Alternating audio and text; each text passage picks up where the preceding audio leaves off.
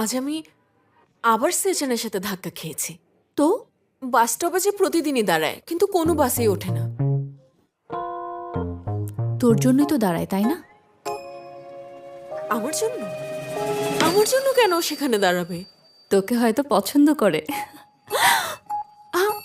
শোন, একদম এসব ফাজলামো করবি না। তবে ওর দিকে তাকালেই ও বলে হ্যালো। ওর হাসিটা দেখলেই আমার গাটা জ্বলে যায়। এক মিনিট, ওর আবার কি হলো?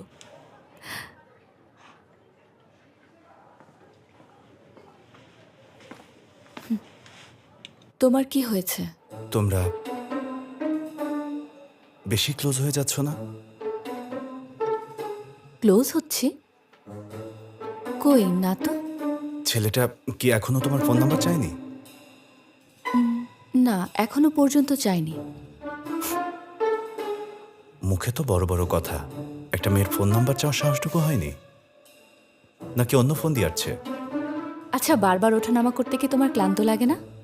এর থেকে বেশি ক্লান্ত লাগে যখন একা একাই চিন্তা করি, এজন্যই বারবার চলে আসি।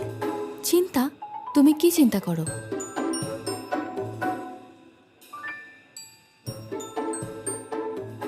ভেবেছিলাম আমার জন্য এসেছো, কিন্তু ভুল ভেবেছি।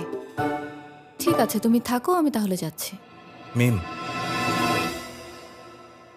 ড্রিঙ্ক করবে?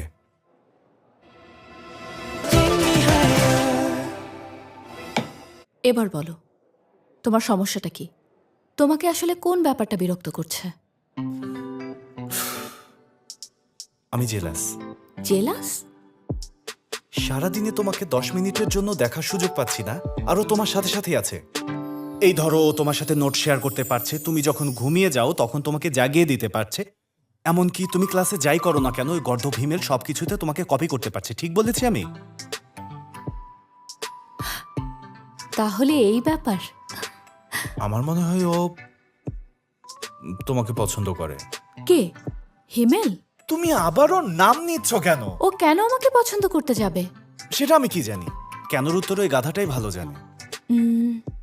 এর আগে তুমি বলেছিলে একজন থিয়েটার কর্মী আমাকে পছন্দ করে। তুমি চেয়েছিলে নর্মাল পপকর্ন, তোমাকে দিয়েছিল ক্যারামেল পপকর্ন, তাই বলেছি। আরেকদিন বলেছিলে একজন বারিস্তাও নাকি আমাকে পছন্দ করে। সেটা তো তোমার কফির উপরে হার্ট শেপ এঁকে দিয়েছিল দেখে বলেছিলাম। আর সেদিন একটা মেয়ে যে তোমাকে আইস আমেরিকানো দিয়েছিল। তাতে কি হয়েছে? তুমি তো জেলাস হওনি, হ্যাঁ? একটা মেয়ে যদি আমাকে সে দেখে, হেসে হাই বলে, এক্সট্রা কেয়ার দেখায়, তুমি জেলাস হও না কেন? হ্যাঁ, হব না।